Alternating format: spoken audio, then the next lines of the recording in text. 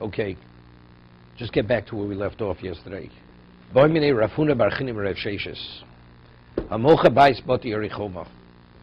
Person sells a house in a walled city. If one doesn't buy back the house that he sold in a walled city, and a year passes, that house does not return in Yovel. It's gone forever. So the question is, if the person doesn't have the full value of the sale price to repurchase it, could he buy back a percentage of what he sold? Whatever amount of money he has. That's the question. What's the question? It says guloso regarding the steachuzo. This is a piece of property which is a family heirloom. It's a field. And over there, the Torah tells us, it says, kidei guloso. You have to have the full value of what you sold, the field.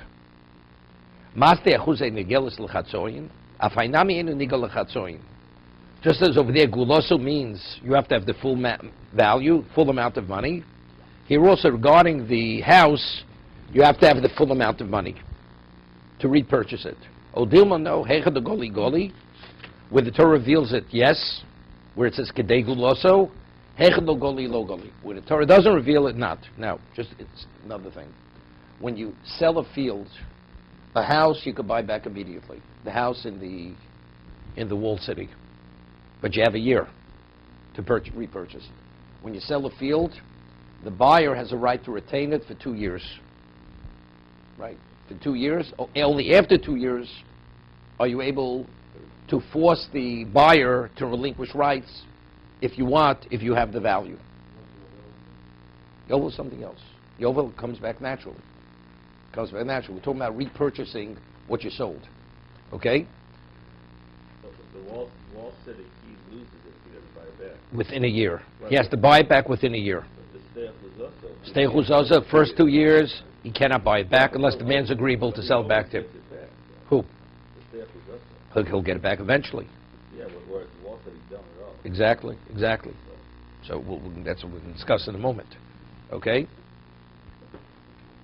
So therefore, that's a reason to say, maybe to differentiate. Correct? That's how we get involved with Reb Shimon. We see, because we'll see, even by steachuza, what about if a person consecrates a steachuza? You magdish it. And the one who was magdish it did not redeem it. What happens to it when Yovel comes? It goes to the Kohanim. The Kohanim, they divide it. It does not come back to him. So we'll see in a moment. Let's say the man himself, he doesn't have the money to redeem the field that he consecrated. Because ultimately he's going to lose it, the Torah allows him to borrow and even to do a partial redemption to get because otherwise he's going to lose it. So we see from there that if he's going to be at a loss, he's going to lose it, the Torah is more lenient, allows him to borrow to redeem, and even to do a partial redemption. So similarly here by the house that's sold in the walled city, if he doesn't buy it back within the year, it's gone forever. That's based on psukim. That's psukim. No, we don't need proof on that. The Gemara is going to mention that in a moment. Because the Gemara said the only reason why why don't we allow him to borrow or to do a partial redemption? Because after 2 years, ultimately, even if he doesn't buy it back, Yovel, it's coming back. He's not losing it. But by Hegdish, if he consecrates it and he doesn't redeem it, he loses it forever because it goes to the Kohanim. And over there, the Torah allows him to borrow, to redeem, or to even do a partial redemption. So we see whenever he's in a precarious position, the Torah is more lenient with him. It's only the reason why the Torah is more strict is because he has all the rights. He doesn't lose his rights in his property. No. He can borrow. Again. When you consecrate something, what does Hegdish do with something that's consecrated? They sell it, right? They sell it for what? Person gives the value, they transfer the kedusha of the property onto the money. So the one who consecrated it, if he wants to redeem it, he has to come up with the money, and he gives the value to to the Kohen who oversees Hegdish, whoever that person is, and then they transfer the kedusha from the property onto the money. Now the land reverts back to that person. What do you mean, why? The Torah says. It's called pidyon. Pidyon means redemption. Whatever you consecrate, you redeem it. Anything that's consecrated, which is not a korban, something you consecrate to be brought as a sacrifice, unless it has a blemish, you cannot redeem it. Right? Why would anybody want to sell anything for Hegdish, any land for Hegdish? Why would they do that? What do you mean sell? Why would they give their land to Hegdish? What would a person give a donation? For charity. You're giving something to God. It has value. Wouldn't this discourage a charitable No. donation? They'll never get it back. Whereas if a regular step, he'll get it back. He will get it back. He will get it back. Let's say right now he's short on cash. He wants to give something to Hegdish. Right. So he consecrates his field. He plants. Look, he has till the oval to get it back, to come up with the money. Because by then he'll have money. He'll redeem it. I mean, it just seems like a very yes. Okay. The Torah just say if he did it and he did not redeem it, it's gone. Right. You're right. So let's say a person, he's under the gun, he's going to lose it. The Torah allows him even to borrow. Right. To borrow to redeem it. There's an advantage. He has till reopen. No, they can. He has first rights.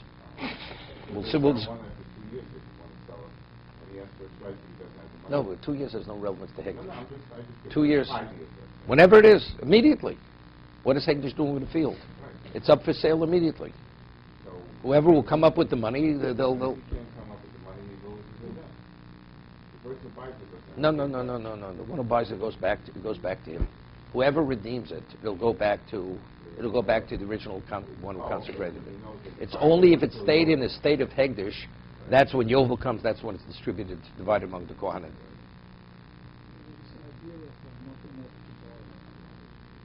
How do we know that and why? The Gemara is going to discuss it. What about a man who has, extensive holdings, where certain properties are mortgaged, others are not, he's got a business with debt. The debt is all sort of interchangeable among his assets. How would he deal with this? Again.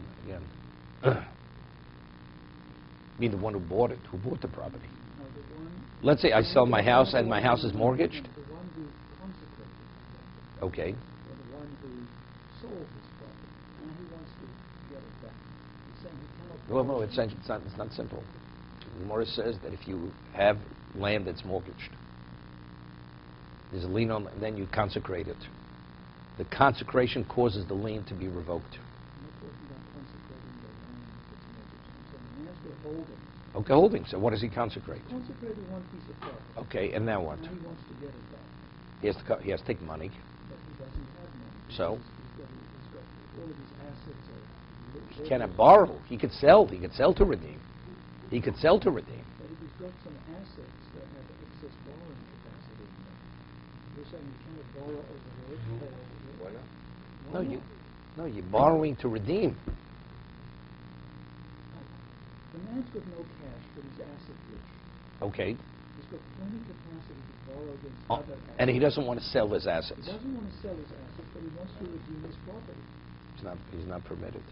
If it's consecrated, he can. He cannot redeem it from the purchaser. That's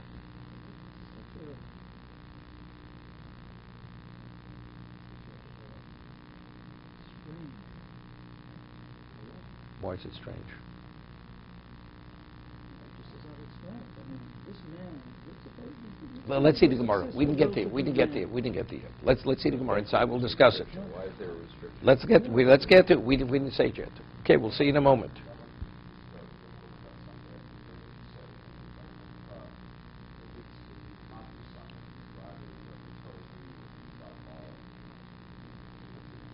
Right.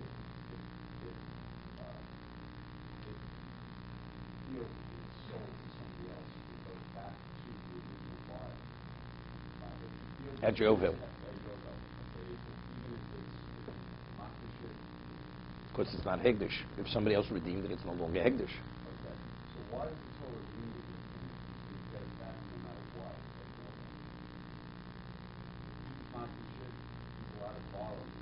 He's not. Now they put it up for sale, whatever, that's good, but it's not good, and then ultimately it goes back to them. What happens? No. What happens if nobody redeems it? That's the only. Right. That he doesn't get it back. So he's taking a chance. If it remains in the consecrated state, he loses it forever. No, if a third party redeems it, also it's going to go back to him because it's no longer in the consecrated state. You have first rights to redeem it. Redeem. What is the word redeeming? No, redeem means you have to put up the value.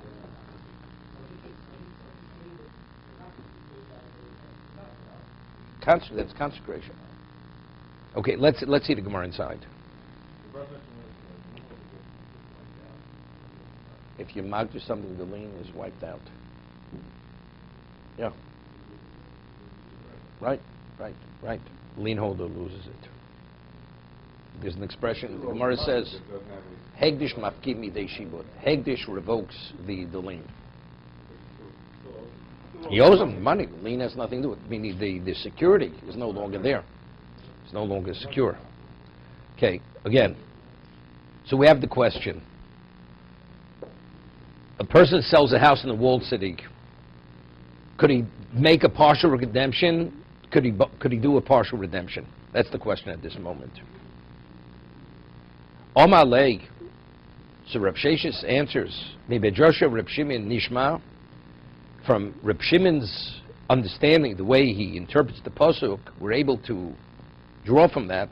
Shalover, the goel, he's permitted to borrow and redeem, and also the goel lechatzoin, and he's able to do a partial redemption.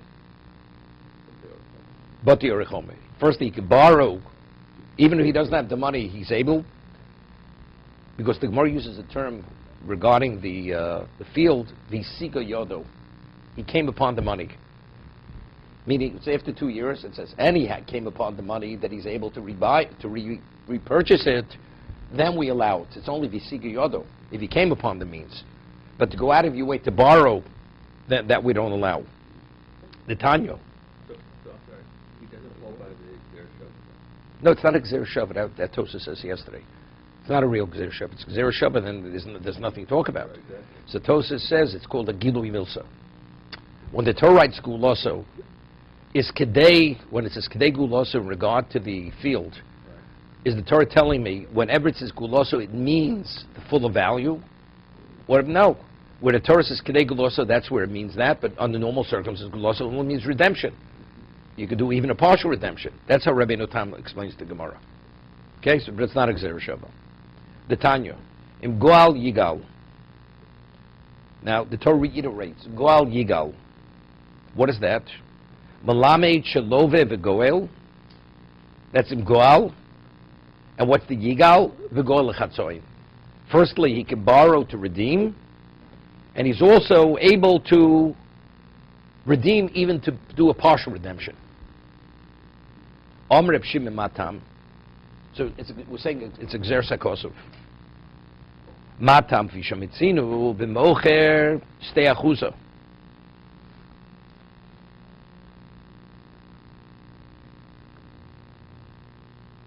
I just want to do.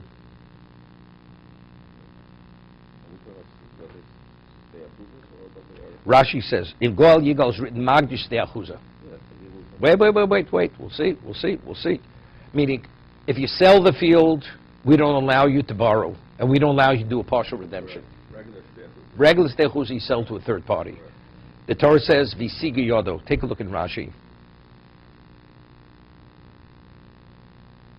Shalove. See Rashi? Shalove.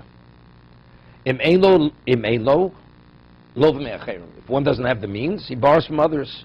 V'goel. Mash'enke mochet b'stei achuza. But if you sell your family heirloom piece of property, dibina v'siga yodo. The Torah says you have to have the means yourself. You came upon the means. Mashma nami shegol lechatzo. We'll see in a moment. V'im goal yigal. So we'll say b'stei achuza. If you sell it to a third party, we do not allow you to borrow, and we don't allow you to do a partial redemption. But what about if you consecrated it? Im goal yigal, b'magdish te'achuza. Then we allow you to borrow, to redeem it, and even to do a partial redemption. Why? So the Gemara is going to explain. What's the rationale? We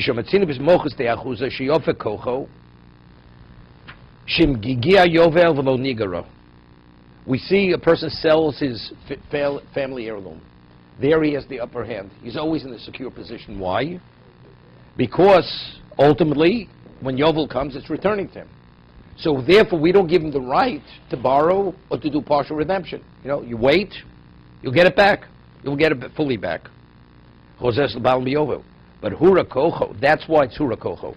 That since it's Yofa Kocho, since he's in a secure position, that's why we don't give him the right. We don't give him the right of borrowing or doing partial redemption. Shenil Lover, the Goel Lechatzoin. Therefore, we don't allow him to borrow to repurchase it or to do a partial redemption. We don't allow it because it's Yofa Kocho. What about Magdish? But when a person consecrates something, Shehura Kocho, there he's in a precarious position. Shemigir Yovel v'lo nigalo. If Yovel should come and it's not redeemed, Yotze l'kohanim, he loses it forever. It's te'achuza. So over there, it's what? It's Hura Kocho. Therefore, Yofe Kocho. Therefore, the Torah gives him the right, empowers him. What's the empowerment? Shalove v'goel v'gol lechatzoin. We allow him to borrow, to redeem, and even do a partial redemption. Because Magdish, he's in a more precarious state.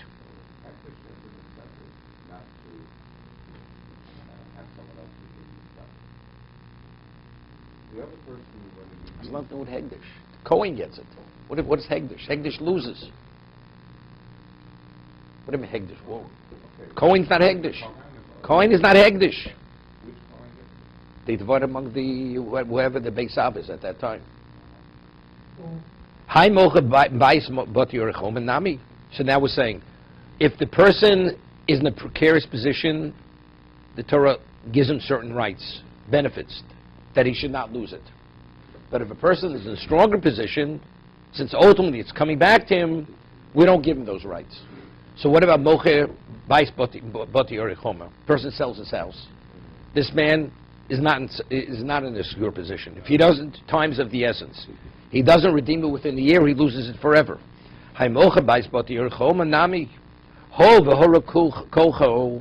Since over here, his position is not strong. He has a weak position. That if the year should pass, the full year should pass, and it was not redeemed, it was not repurchased, Nechlat, it's gone forever. The house is gone, it will never come back to him. Therefore, Yipa Kocho, therefore the Torah gives him a stronger position. We allow him to borrow, to redeem, and even to make a partial redemption. Similar to the Steachuza, where he consecrates it. Whenever we find that he's in a weak position, the Torah empowers him. When you're in a stronger position, Torah doesn't give him that empowerment. This is all based on psukim. No, but we're drawing Bati Orichoma from Steachuza. These are psukim. Whatever's written by Steachuza, those are psukim. That's the Torah says that.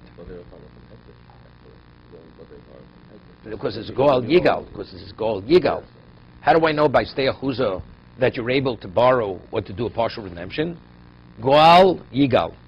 Torah reiterates. Firstly, you could redeem it, even though you may have to borrow, and not only that, Yigal, even if it's partially. Whatever you redeem is yours. Is there a story why you can't borrow and borrow from Steachuza?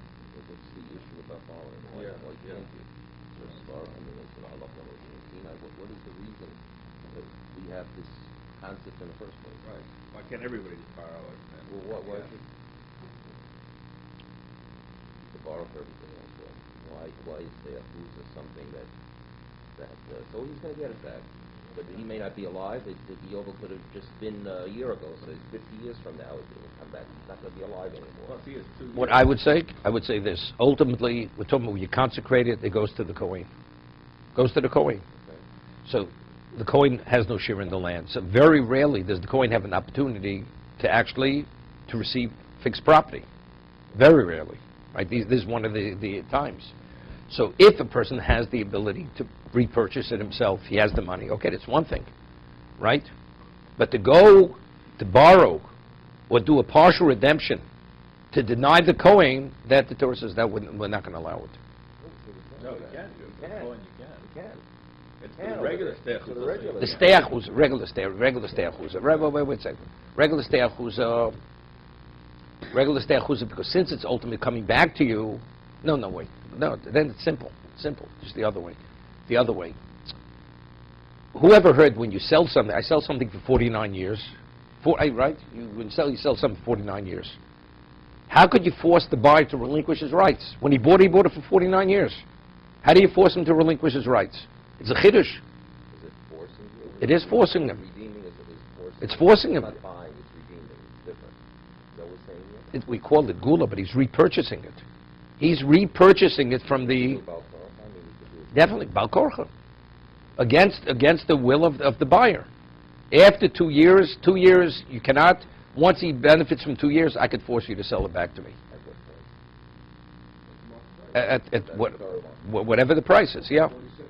Yeah. So based on that, everybody would be, in terms of the price, the soul could say, I'm not to pay this price. We're talking about steachuza. Because the Torah wants an heirloom to be with the family. Okay, fine. But the person knows, I may have this for 50 years. When you buy it, But I may have it for 3 years because the person will come back. Exactly. But the only person... Determine a price. Wait a minute. You're going to be reimbursed. Oh, you're reimbursed for the difference. Yeah, of course. I mean, you prorate it. Whatever's left, you repay that. Right? No, but I'm saying... So if actually you're forcing the buyer to relinquish his rights because you want to restore it to the man, if you have the money is one thing, but to go borrow it to force the man to relinquish his rights, that the Torah says that far we don't go. Because only it's coming back to you. You have it is one thing, but to borrow a partial redemption, it doesn't work that way. Then we don't give you that right.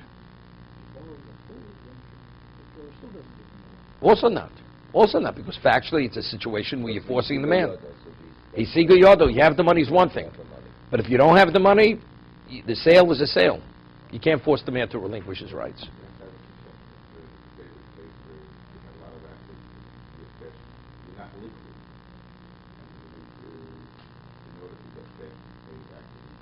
Because you don't have the money. You don't have the money.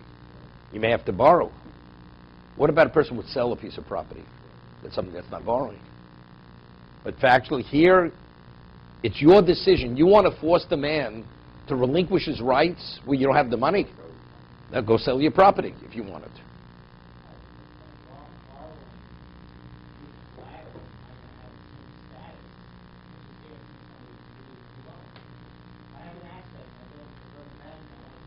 Again.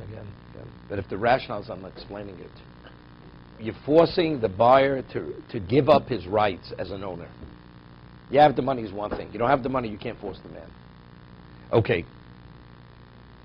Esvei. We learned in the Braiso. Im goal yigal. Right? It says, Im goal yigal, mlamid shelove v'goel. It's exersa kosov, right? By steachuzo, it's exersa kosov. It says, Im goal yigal, mlamid shelove v'goel. We allow him to borrow to redeem. V'go lechatzoin. So if not for the posuk, you wouldn't be able to do it. Correct? This is by being magdish steachuza. Only because exersa kosov. Shiocho. V'lo dinu. Seemingly it's a kal v'chomer. Uma moches steachuza. Sheyofe kocho. Right? The person who sells his steachuza, which means he's in a secure position. Why? Shemigir Yovel v'lo nigala chozers lebaleo. Right? If Yovel should come, it's returning. Chozers lebaleo b'Yovel huro kocho. Therefore, he's in a weak position. Shein love v'go lechatzon. Therefore, the Torah does not allow him to borrow to repurchase the field, because ultimately the field's coming back. You can't force the buyer to relinquish the field or to do a partial redemption. Magdish Shuhura Kocho. But if you consecrate something where he's in a weak position, Shem Higia Yovelo Nigalo, if Yovel should come and it's not redeemed, Yotzel Kohanim, the Yovel, he loses it forever to the Kohanim. Ein Odin Shuhura Kocho. Right? I would say, logically, Ein Odin Shuhura Kocho. Shein Love V'goel Lechatzoin. 1 second. We see the Torah says, it's going the other way, that we find that the Torah really is very hard on the person with the person who steachus, who consecrates it. You consecrate it, your position, you're in a weak position, right? If you don't redeem it by Yovel, you lose it. So we're saying a person where we're saying where he gets it back, we don't allow you to borrow, where you're in a secure position. So in a situation where you consecrate it, if Yovel comes and you lose it, and the Torah is not concerned that you're going to lose it,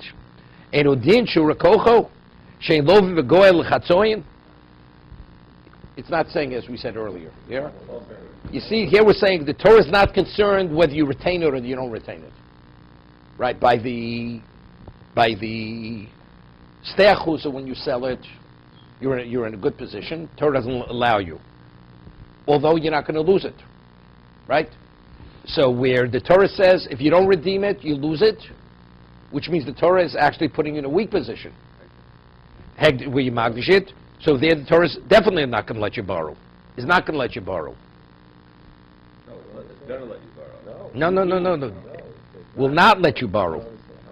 1 second. Edo din shurakoch she'ein lo v'goel lechatzoin.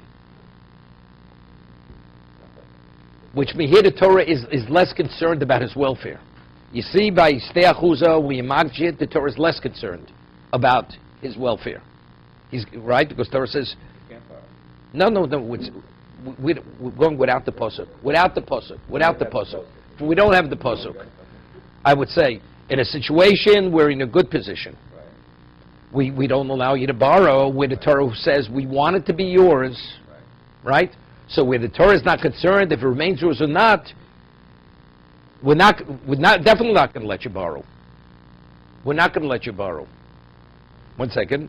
1 second. So we said they're not really equal. They're not really equal.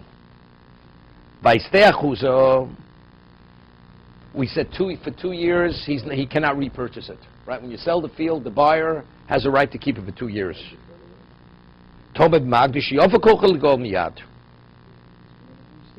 What is the logic of this? It's a difficult logic. Okay, it's a difficult logic. It's no. They're not allowing you.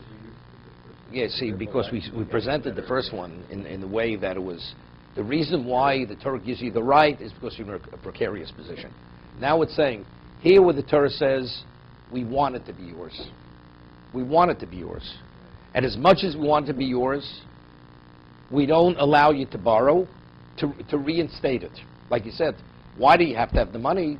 If the Torah wants to be yours, let the Torah allow you to borrow. Right? What you originally asked. So I answer you because you're forcing the man to sell. So that's the reason why we made a differentiation. But you say, why shouldn't, if the Torah wants it to be yours, so the Torah should allow you to borrow. And despite that the Torah doesn't allow you to borrow, so in the situation where the Torah says you're going to forfeit it, where the Torah is not concerned that it should remain yours, definitely you should not be able to borrow. That's the logic it's using at this moment. Totally different. Yeah. Because we're not using the understanding that the reason why the Torah is stricter, is more strict with the sale, is because factually you're forcing the buyer to relinquish his rights, which is unheard of. That's the reason why we're not allowing you to borrow, right? But by Magdish, We don't want it to be. right? We don't care if it's not yours. It's to go to the Kohanim. Magdi shura kocha shemigi yovel lo nigel yotzu kohanim edo din shura kocho shein lovin v'goel v'goel. So therefore what? L'chatzoin. So therefore what? We'll see in a moment. So that's why I need a pasuk. That's why I need a pasuk to tell me by Magdish that no, that you can borrow and you can do a partial redemption for that reason. Because otherwise I would say, I'd say I apply this kal v'chomer, this logic. So Gemara says, Ma lemoches te'achuzo, shken hura kocho, ligol miyad. No, I'd say ste'achuz is the reason why the person is in a weakened position, even though ultimately it's going to be his, but the first 2 years, his hands are tied. As much as he wants to buy it back, he's not able to buy it back. Right? The first 2 years. He has to allow the buyer to keep it for 2 years. Tomed magdish yovakocho ligol miyad. The Torah allows you to redeem it immediately. So we see the Torah favors the consecrator to regain ownership immediately. When you sell the field, the Torah doesn't care if you don't gain ownership immediately. So we see the seller is in a more weak position than the consecrator. That's what the Gemara is saying. Not really, because the owner of the regular field still gets it back. It's his forever. No, I understand that's good. That's true, but factually, we see that There's a little difference. That's all. but for 49 years, you could redeem it from the first moment till Yovel. The seller does not have those same rights. Right, but So therefore, you see, the Torah says what? We will allow you have something over the seller. Wait, you have something. So maybe because you have that, for that reason, they will allow you to, even to borrow to do that. Okay? Tomad magdi sheyof koch ligol miyad. So that Gemara says no. Mocha bais boti yerechoma yochiach. I'll show you when you sell a house in boti yerechoma, you could repurchase it within the first year. Sheyof ligol miyad ve'ein lo v'gol v'chatzoyim. And there the Torah does not allow you. You see that even though you have the right to repurchase it immediately, Torah does not give you the right to borrow. So if that's the case, I have the kal v'chomer. So how do I know when you magdish ste'achuza that you're able to borrow and even do partial redemption? The answer is gol yigal. That's why I need the pasuk. If not for the pasuk, I would say I would have the kal v'chomer from ste'achuza, right? Ste'achuza, where ultimately it's coming, where the Torah wants to be yours, yet the Torah says we don't allow you to borrow. So here, where the Torah is not concerned if you lose it, definitely we should not allow you to borrow.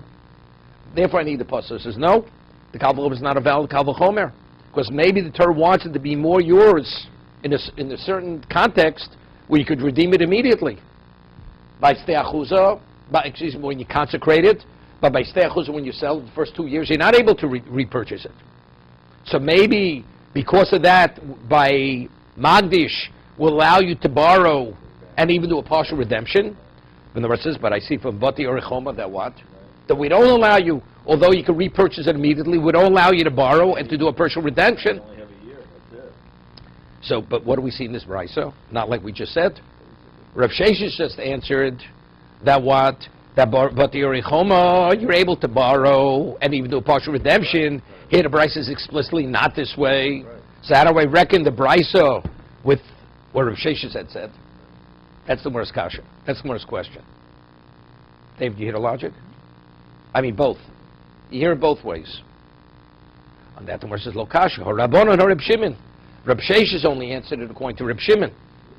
According to Reb Shimon, we said we applied because Reb Shimon's Dorish Taimid Akro. The Torah is interested in what? In the welfare of the seller. So if the Torah is interested in the welfare of the seller, although I don't have the pasuk, so what do we say? Therefore, we allow you to borrow and we allow you to do a partial redemption. This brayso, which is not, if I don't have a pasuk, I don't have a pasuk but the Yerachoma, the Torah doesn't indicate to any degree that you're able to borrow or you're able to do a partial redemption. You're not able to do it. So if that's the case, the brayso says you can't bring me a proof from Magdish that you can redeem it immediately, and therefore that would be a reason that you should be able to borrow, because you see by Bati Yerachoma that you're not able to borrow and you're not able to do a partial redemption. Everybody with me? So look. Okay, the brayso. The brayso starts off saying, by if you sell a stei achuza, you're not able to borrow, you're not able to do a partial redemption. Correct? Not able. Correct. What about if you magdish a stei achuza? The Gemara says only because of the pasuk. If not to the pasuk, I'd say you could not, because I have a kal v'chomer. Because when you sell it, when we see clearly the Torah says you will not lose it. Ultimately, it's coming back in Yovel. And despite the fact is the Torah wants it to be yours and wants to give you the upper hand always. We put limitations on you. We don't allow you to borrow or to do a partial redemption if you don't have all the money. So over here, when you magdish, when you consecrate the stei achuza, if you don't redeem it by Yovel, you're going to lose it. And the Torah is not concerned if you lose it. Not concerned. So you see the Torah is less concerned in the context of consecration, because the Torah says you lose it. No, but that's the way the Gemara, that's the way the Brisa understands it. If the Torah would be concerned and wants him to be able to recoup it, right? The Torah would say it will come back in Yovel. Right? Torah says it doesn't come back in Yovel. No. That's why I say that's why you can't borrow. That's why you can't borrow. That's why I need a pasuk to say you can borrow.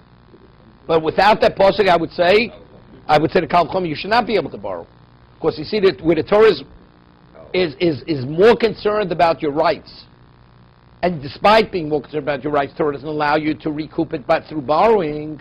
So when the Torah is less concerned with your rights, the Torah definitely will not allow you to borrow, to regain ownership, which is magdish. So Gemara says, no, you can differentiate. I'll say, when you sell a field, we see over here, he's not in a secure position as a magdish. When you sell the field the first 2 years, you have no right to repurchase it, even if you have the money. But by magdish, we allow you to recoup it immediately. You're able to redeem it.